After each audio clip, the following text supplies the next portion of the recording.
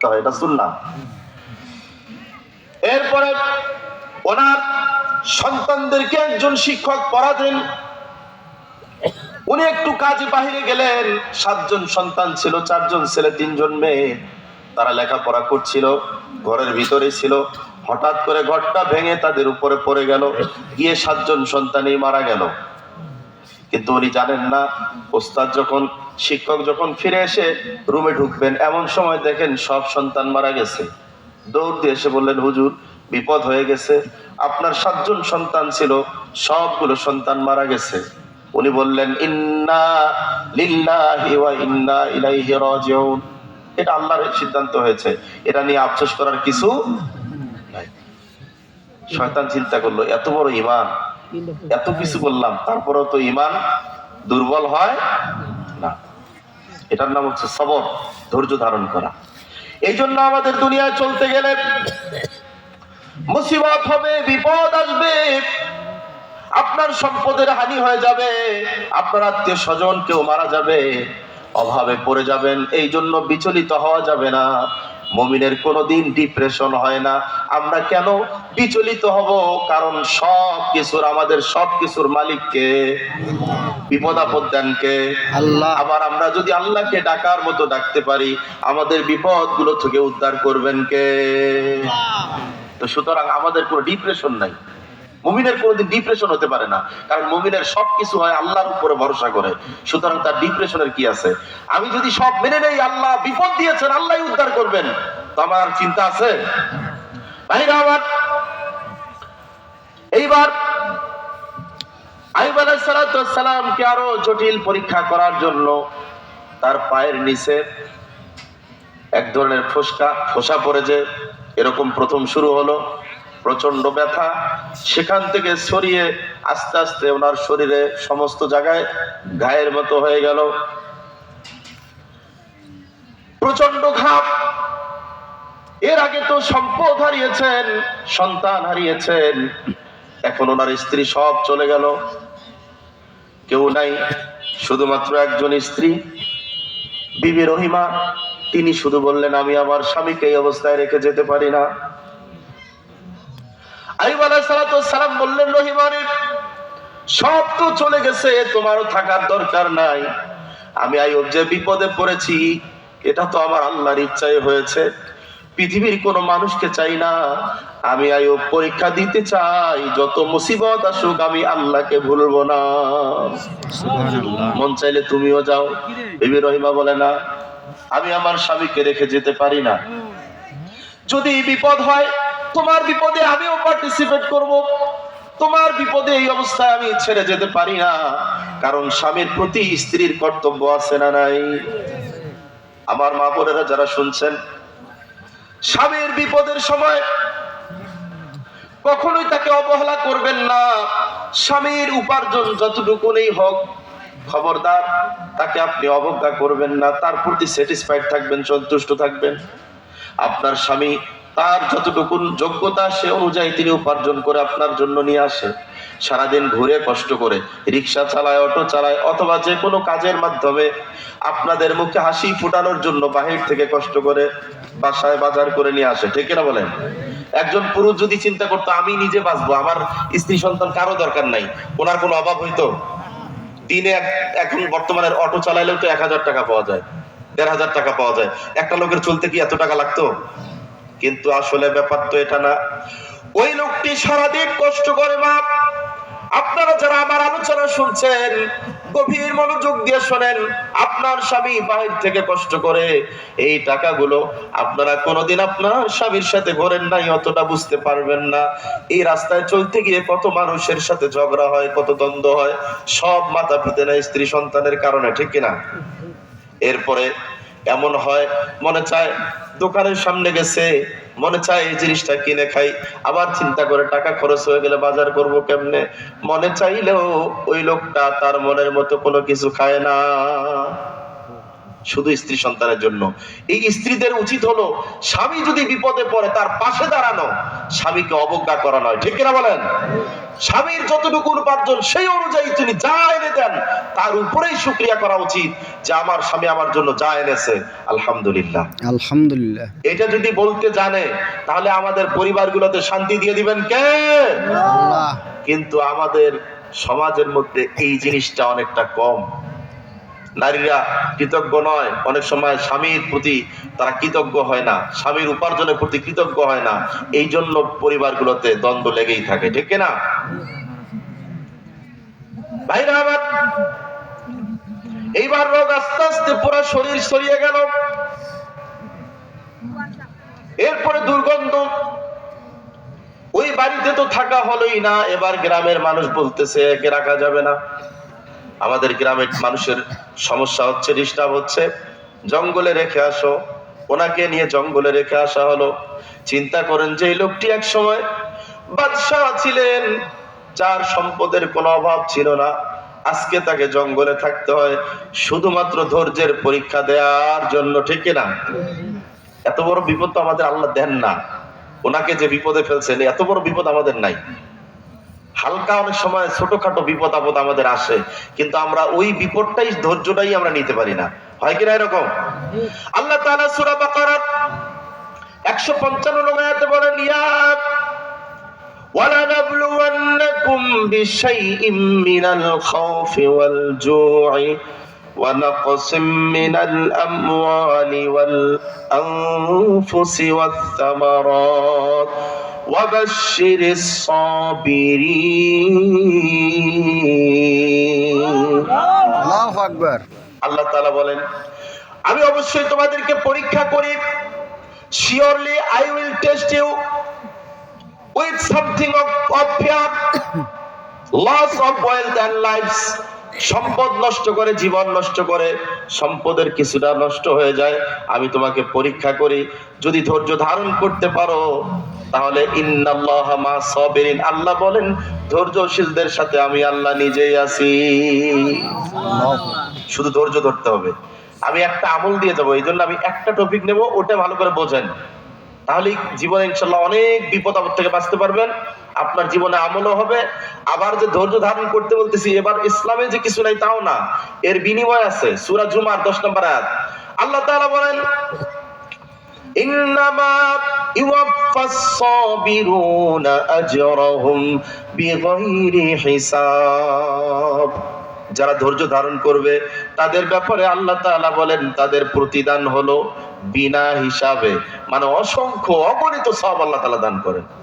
সুবহানাল্লাহ। হাদিস আসছে যারা মুসিবতে পড়ে, বিপদে পড়ে ধৈর্য ধারণ করে, রাসূল সাল্লাল্লাহু আলাইহি সাল্লাম বলেছেন এই ধৈর্যশীলদের বিনিময় একমাত্র আল্লাহর জান্নাত। কখনোই বিচলিত হবেন না। জীবন চলতে গেলে, সংসার করতে গেলে সমস্যা হবেই। আজ আপনার স্ত্রী কথা শোনে না, সন্তান অবাধ্য, সমস্যা, অথবা আপনি অর্থনৈতিক সমস্যা পড়ে গেছেন, কোনো ডিপ্রেশন নয়, কোনো চিন্তা নয়, শুধু এতটুকু আল্লাহকে বলবেন, আল্লাহ তুমি যা পরীক্ষা দিয়েছো, যা করো সব তো তোমার সিদ্ধান্তই হয়।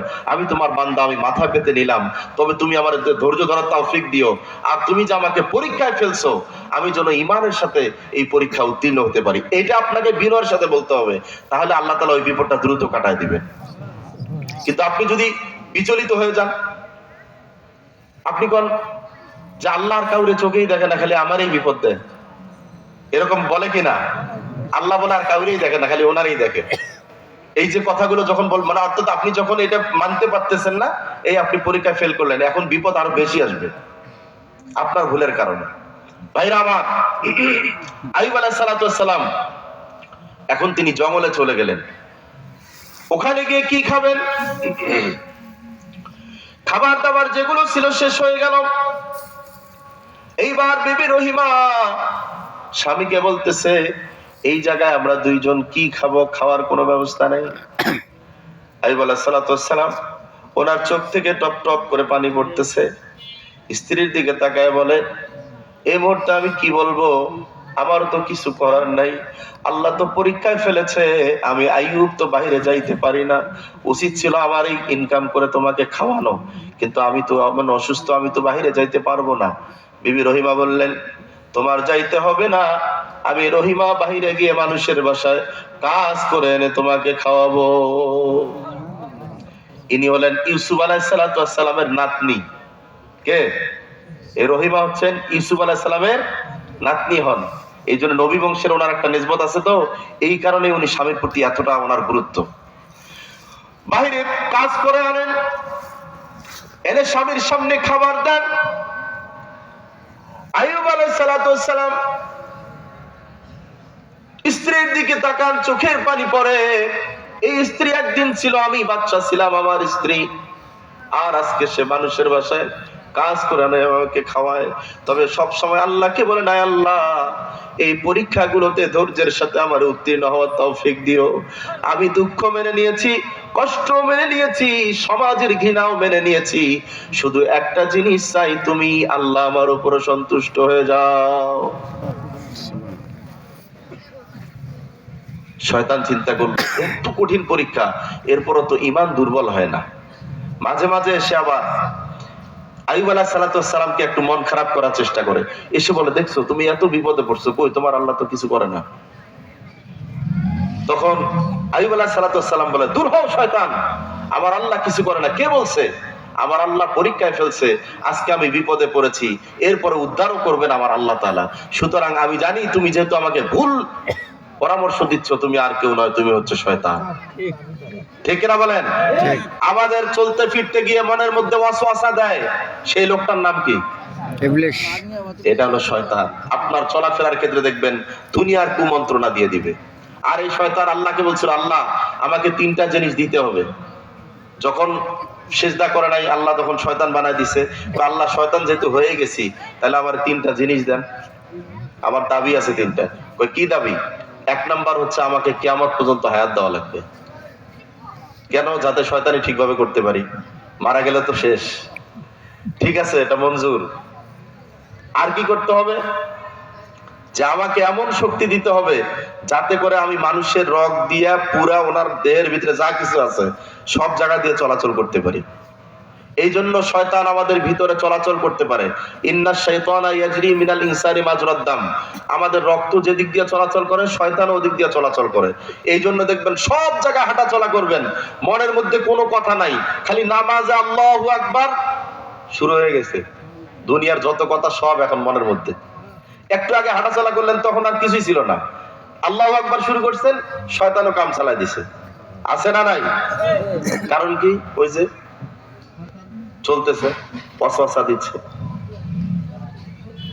তো এই শয়তান আমাদের প্রকাশ্য শত্রু, ঠিক না ভাইরা? আবার এইবার শয়তান চিন্তা করলো, না এখানে স্ত্রী যেহেতু প্রত্যেকদিন উপার্জন করে নিয়ে গিয়ে স্বামীকে দেয়, সুতরাং এখানে একটা প্যাচ লাগাইতে হবে। কি করতে হবে? এখানে প্যাচটা লাগাইলে কি প্যাচ? যেহেতু স্ত্রীর হাত দিয়ে খায়, সুতরাং খাবারের মধ্যে কোনো ভেজাল ঢুকাইতে হবে। এই জন্য হঠাৎ করে মানুষ আকৃতি হয়ে বিবি রহিমা যাচ্ছেন, সামনে এসে দাঁড়াইলো, দাঁড়ায় বলতেছে, তোমার স্বামী অসুস্থ, আসলে তুমি বুঝতেছো না, এটার একটা চিকিৎসা আছে। কি চিকিৎসা আছে? চিকিৎসা হলো, তোমার স্বামীকে বলবা যদি উনি শূকরের মাংস খায় আর যদি মদ পান করে, তাহলে উনি তাড়াতাড়ি সুস্থ হয়ে যাবে। তাই নাকি? আপনি কে? আমি তোমার ভালোর জন্যই বললাম। উনি চিনতে পারেন নবীগণ, নবী এবং রাসূলগণের সামনে শয়তান ধরা খেয়ে যায়, আর কারোর সামনে ধরা খাবে না। আমরা ধরতে পারি না, কেন? আমাদের অতটা মজবুত ঈমান নাই তো, আছে।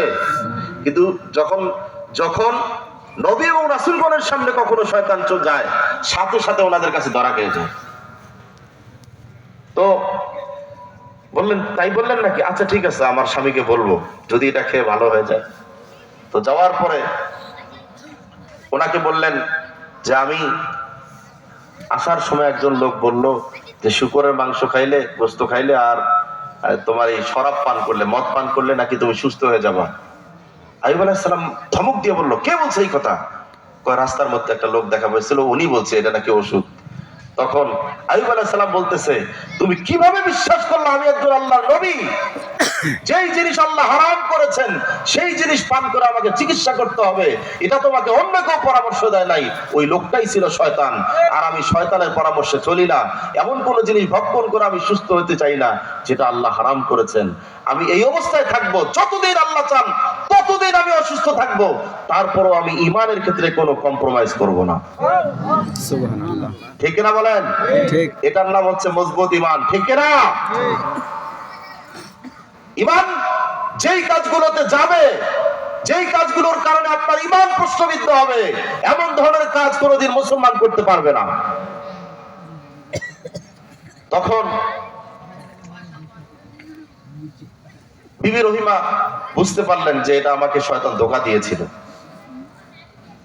ঠিক এইরকম নবী রাসূলগণ, শুধু আইয়ুব না, এরকম নবী রাসূলগণের, আমাদের নবীর জীবনেও আল্লাহ বড় বড় বিপদ দিয়েছেন, কিন্তু আমাদের নবীর ধৈর্য এত বেশি ছিল, এত বেশি ধৈর্যশীল ছিলেন, ওনার উদাহরণ আর কারোর সাথে মিলবে না, এত বেশি ধৈর্য আল্লাহ দিয়েছেন।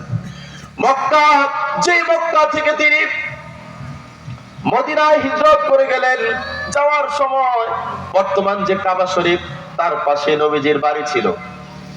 তো উনি ওই কাবা শরীফের আঙ্গিনায় খেলাধুলা করতেন। ছোট্টবেলায় হিজরতের সময় যখন তিনি মক্কা থেকে মদিনায় চলে যান, ওই সময় কাবা শরীফের দিকে বারবার তিনি তাকিয়েছিলেন আর কান্না করে বলছিলেন, হে কাবা, আমি তোমাকে ছেড়ে যেতে চাই নাই, কিন্তু তোমার অধিবাসীরা আমাকে থাকতে দিল না। আমি তো তোমার আঙ্গিনায় বসে কত খেলাধুলা করেছি, কিন্তু তোমার অধিবাসীরা আমাকে এখানে শান্তিতে থাকতে দিল না, যার ফলে আমি মদিনায় যাচ্ছি। কেঁদে কেঁদে তিনি মক্কা থেকে মদিনায় চলে গিয়েছিলেন। কিন্তু যখন মদিনা থেকে ফেরত আসলেন, সেই সময় ওনার সাথে 10,000 সাহাবী, মাত্র 10 বছর পরে, কয় বছর পরে? 10 বছর পরে 10,000 সাহাবী নিয়ে যখনই মক্কার মধ্যে প্রবেশ করলেন, এইবার সেই সকল লোক যারা রাসূল সাল্লাল্লাহু আলাইহি ওয়াসাল্লাম ওনাকে হত্যার ষড়যন্ত্র পর্যন্ত করেছিল, সেই লোকগুলো আর রাসূল সাল্লাল্লাহু আলাইহি ওয়াসাল্লামের সামনে দাঁড়ানোর সাহস পাইল না। নিজেরাই আগেই নত হয়ে গেল, মানে বুঝলো যে সেই সময় মাত্র কয়েকজন, তাতেই ভয় পাইছি, আর এখন 10,000, সামনে যাওয়া যাবে? এখন বলেন তো, এইরকম একটা অবস্থায় যদি আমরা কাউকে পাইতাম, একটারও ঠিক রাখতাম যে আমাকে একসময় বাড়ি থেকে তাড়িয়ে দিয়েছে, পরে আমি সুযোগ মতো আবার ফেরত আসছি, তখন আর কাউকে ঠিক রাখবো?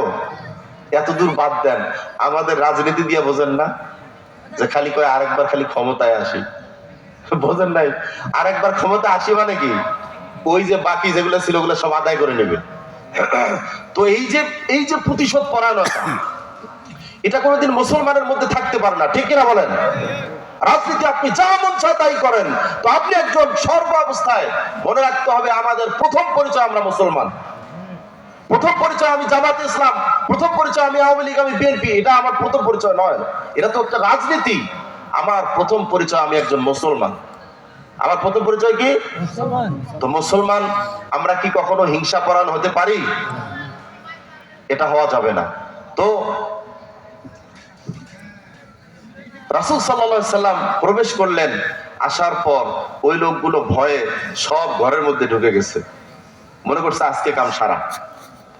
রাসূল সাল্লাল্লাহু আলাইহি সাল্লাম এসে সরাসরি ঘোষণা দিলেন, লা তাতিবা আলাইকুমুল ইয়াউম, আজ তোমাদের প্রতি আমার কোনো অভিযোগ নাই, তোমাদেরকে আমি সবগুলোকে সাধারণ ঘোষণা ক্ষমা করে দিলাম, সাধারণ ক্ষমা ঘোষণা করে দিলাম। এই যে রাসূল সাল্লাল্লাহু আলাইহি সাল্লামের মহত্ব, উদারতা, ধৈর্য, আমরা এই ধৈর্যশীল হতে পারি না, অথচ আমরা তারই উম্মত। ঠিক কিনা বলেন? ঠিক। রাসূল সাল্লাল্লাহু আলাইহি সাল্লাম এক যুদ্ধে তিনি সাহাবাগণকে নিয়ে একটু বিশ্রাম নিচ্ছেন, নেওয়ার সময় এমন সময় একজন ইহুদি, উনি ভালো করে তাকায় দেখে সাহাবাগণ এক একজন এক একটা বাবলা গাছ ছিল, এই এক একজন এক এক গাছের নিচে গিয়ে বিশ্রাম নিচ্ছেন। তো রাসূল সাল্লাল্লাহু আলাইহি ওয়াসাল্লাম একটা গাছের নিচে শুয়ে পড়েছেন, সাথে যে তরবারিটা এটা একটা গাছের ডালে ঝুলায় রাখছে। তো গাছের ডালে ঝুলায় রেখে উনি শুয়ে পড়ছেন তন্দ্রাচ্ছন্ন। এমন সময় ইহুদি চিন্তা করলো, এটাই একটা সুযোগ, এই মুহূর্তে মুসলমানদের নবীকে শেষ করে দিই। ও আস্তে আস্তে হেঁটে হেঁটে রাসূলুল্লাহ সাল্লাল্লাহু আলাইহি ওয়াসাল্লাম যেখানে শুয়ে আছেন ওই জায়গায় চলে গেছে, গিয়ে ডাল থেকে তরবারিটা নামিয়েছে। নামার পর রাসূল সাল্লাল্লাহু আলাইহি ওয়াসাল্লামের সামনে এইভাবে যখন ধরছে, গলার উপরে, সাথে সাথে রাসূলের চোখ খুলে গেছে। আর একটু জোরে বলা যাবে না? সুবহানাল্লাহ। চোখ খুলে গেছে। চোখ খুলে দেখে উপরে তরবারি ধরা। কি ব্যাপার? এখন ওই ইহুদি বলতেছে যে মাই ইয়াহফাজুকা, তোমাকে কে রক্ষা করবে? হু উইল সেভ ইউ, তোমাকে বাঁচাবে কে? রাসূল সাল্লাল্লাহু আলাইহি ওয়াসাল্লাম নিচের থেকে বললেন যে আল্লাহ। জোরে একটা আওয়াজ করে বলেছেন আল্লাহ। ওই যে ও প্রশ্ন করছে কে বাঁচাবে, রাসূল সাল্লাল্লাহু আলাইহি ওয়াসাল্লাম বলছেন আল্লাহ। জোরে বলার সাথে সাথে ওই কাঁপতে কাঁপতে তরবারিটা নিচে পড়ে গেছে। সুবহানাল্লাহ। রাসূল সাল্লাম তাড়াতাড়ি করে আবার উঠে উনি তরবারিটা হাতে নিছে, নিয়ে এইবার উনি তরবারি হাতে নিয়ে বলতেছে এইবার তোমাকে রক্ষা করবে কে? তখন ওই লোকটা বলতেছে আমি জানি মুসলমানদের নবী অনেক দয়াশীল। তো রাসূল সাল্লাল্লাহু আলাইহি ওয়াসাল্লাম বলেন এটা কি তুমি সত্যি জানো? হ্যাঁ, আমি সত্যি শুনেছি যে আপনি অনেক দয়াশীল, অনেক ক্ষমাশীল। তখন রাসূল সাল্লাল্লাহু আলাইহি ওয়াসাল্লাম বললেন যে তুমি যা শুনেছো আমার ব্যাপারে আমি সত্যি তাই, আমি কোনো প্রতিশোধ পরায়ণ নই, আমি কারো উপরে প্রতিশোধ গ্রহণ করার জন্য পৃথিবীতে আসি নাই, মানুষকে হত্যা করার জন্য আমি আসি নাই, আমি এসেছি পৃথিবীতে শান্তি প্রতিষ্ঠা করার জন্য। সুবহানাল্লাহ। ওয়া মা আরসালনা